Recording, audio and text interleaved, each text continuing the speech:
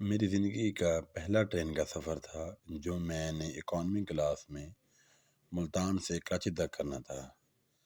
رات کے 9:15 بجے گاڑی اسٹیشن پر رک گئی۔ سخت سردی کا موسم اور دھند چھائی ہوئی تھی۔ جیسے ہی میں ڈبے میں داخل ہوا تو مجھے احساس ہوا کہ ٹرین میں رش بہت زیادہ ہے۔ خیر میرے پاس مکمل برتھ کی بکنگ موجود تھی۔ میں رش میں سے جگہ بناتے ہوئے جب اپنی برتھ پر پہنچا تو وہاں پہلے سے ہی کوئی فیملی بیٹھی ہوئی تھی۔ ایک ادھیڑ عمر عورت، ساتھ جو 2 جوان لڑکیاں اور ایک چھوٹا لڑکا جس کی عمر بمشکل 8 سے 9 سال رہی ہوگی۔ میں نے عورت سے کہا کہ آنٹی میری سیٹ خالی کر دیں، میں نے بک کروائی ہوئی ہے۔ کہنے لگی بیٹا میں جوان بیٹیوں کو لے کر کہاں بیٹھوں، گاڑی میں تو پاؤں رکھنے کی جگہ بھی نہیں ہے۔ دونوں لڑکیاں جو شاید اس عورت کی بیٹیاں تھیں امید طلب نظروں سے مجھے دیکھ رہی تھیں۔ میرے دل میں ہمیشہ کی طرح رحم آ گیا اور میں ان کے چھوٹے بھائی کے ساتھ سمٹ کر بیٹھ گیا۔ گاڑی چل پڑی اور رفتار پکڑنے لگی، ساتھ ہی سرد ہوا جسم سے ٹکرانے لگی۔ میں نے بیگ کھولا اور گرم چادر نکال کر جسم پر اوڑھ لی اور اپنے موبائل میں گم ہو گیا۔ مجھے بار بار ایسا محسوس ہو رہا تھا کہ ایک لڑکی میرے چہرے کو مسلسل دیکھ رہی ہے، لیکن میری ہمت نہیں ہو رہی تھی کہ گردن موڑ کر اس کی طرف دیکھوں۔ میں تو یہ سوچ کر پریشان ہو رہا تھا کہ اتنا لمبا سفر بیٹھ کر کیسے کٹے گا۔ تھوڑی دیر بعد مجھے ایسا لگا کہ ایک لڑکی کا جسم میرے پاؤں سے چھو رہا ہے۔ میں نے پاؤں تھوڑا پیچھے کر لیے، لیکن چند منٹوں کے بعد اس کا جسم میرے پیر سے رگڑ کھانے لگا۔ میں سمجھ گیا کہ لڑکی جان بوجھ کر ایسا کر رہی ہے۔ میں خاموشی سے لیٹا رہا، پھر میں نے چادر سے تھوڑا باہر جھانکا تو مجھے معلوم ہوا کہ ڈبے میں لائٹ بند ہے۔ اس عورت نے دونوں برتھ کے درمیان فرش پر کپڑا بچھایا اور لیٹ کر کمبل اوڑھ لیا، اور جو چھوٹا لڑکا بھی تھا اس خاتون کے ساتھ ہی لیٹ کر سو گیا۔ اب برتھ پر میرے ساتھ دونوں لڑکیاں ہی رہ گئی تھیں۔ ایک لڑکی نے مجھے کہا آپ لیٹ جائیں، ہم آپ کے پاؤں والی طرف بیٹھ جاتی ہیں۔ میں نے بیگ سر کے نیچے رکھا اور چادر کھینچ کے نیم دراز ہو گئی۔ اندھیرا اتنا کہ ہاتھ کو ہاتھ سجائی نہیں دے رہا تھا اور لڑکی اس اندھیرے کا فائدہ اٹھانا چاہ رہی تھی۔ میری نیت میں بھی شیطان نے فتور ڈالنا شروع کر دیا۔ میں نے سوچا اگر وہ خود چل کر میرے پاس آ رہی ہے تو مجھے کیا اعتراض ہے، میں بھی تو ان پر احسان کر کے اپنی سیٹ پر بٹھایا ہوا ہوں۔ یہی بات سوچ کر میں نے اپنا پاؤں اٹھایا اور اس کی گود میں رکھ دیا۔ وہ اپنی ہاتھ کی انگلیوں سے میرے پاؤں کے ساتھ کھیلنے لگی۔ میرے جسم میں سے ایک انوکھا احساس جاگ رہا تھا۔ اب مجھے تو پورا یقین تھا کہ وہ میرے ساتھ مکمل تعاون کرے گی۔ تھوڑی دیر گزری تو میں نے اس کو بالوں سے پکڑ کر کھینچا اور اپنے اوپر گرا لیا۔ وہ بھی شاید اسی انتظار میں تھی۔ میرے ساتھ لیٹ کر وہ بہت سے مزے کی باتیں کرتی رہی۔ اس کا نام زرینہ تھا۔ وہ اپنی بہن بھائی اور ماں کے ساتھ صدقہ باز جا رہی تھی۔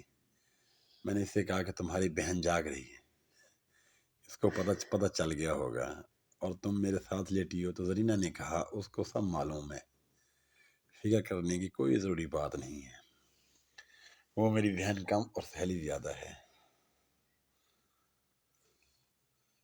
اس کی بات سن کر میں تھوڑا مطمئن ہو گیا اور رات کے اندھیرے میں کچھ ایسی شرمناک حرکتیں بھی کرتے رہے جو تحریر کے قابل نہیں ہیں۔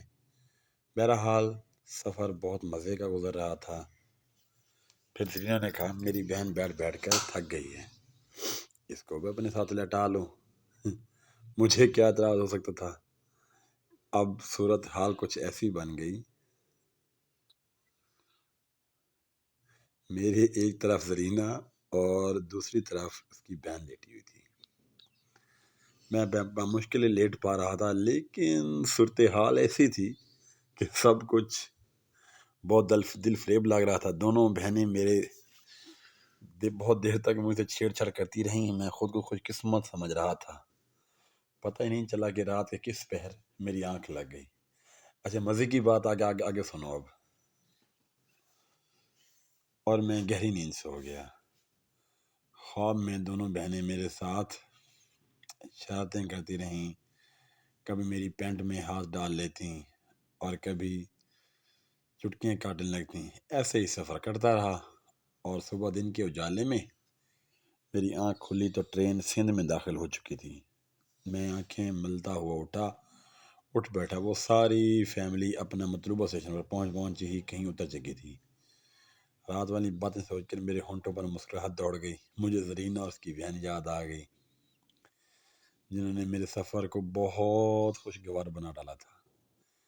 میں نے ٹائم دیکھنے کے لیے جیب میں ہاتھ ڈال کر موبائل باہر نکالنا چاہا تو میری جیب خالی تھی۔ میں نے جلدی سے دوسری جیب میں ہاتھ ڈالا تو وہ جیب بھی الحمدللہ خالی تھی۔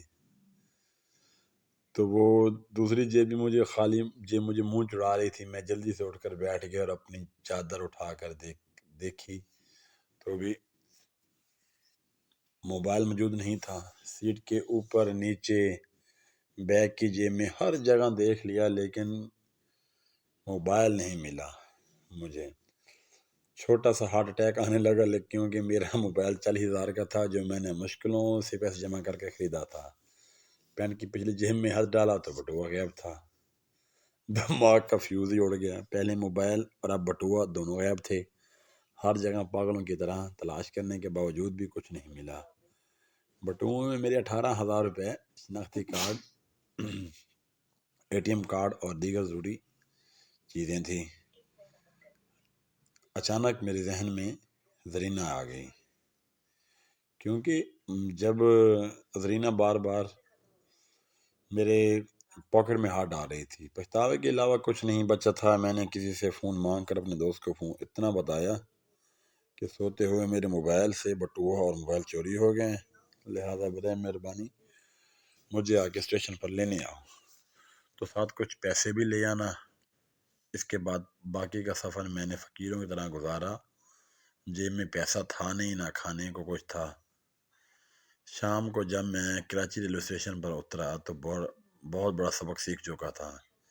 ایک رات کا مزہ مجھے تقریباً 60,000 روپے میں پڑا تھا۔ اس کے بعد میں نے بہت زیادہ سفر کیے لیکن کبھی کی زرینہ یا سکینہ کے چکر میں نہیں آیا۔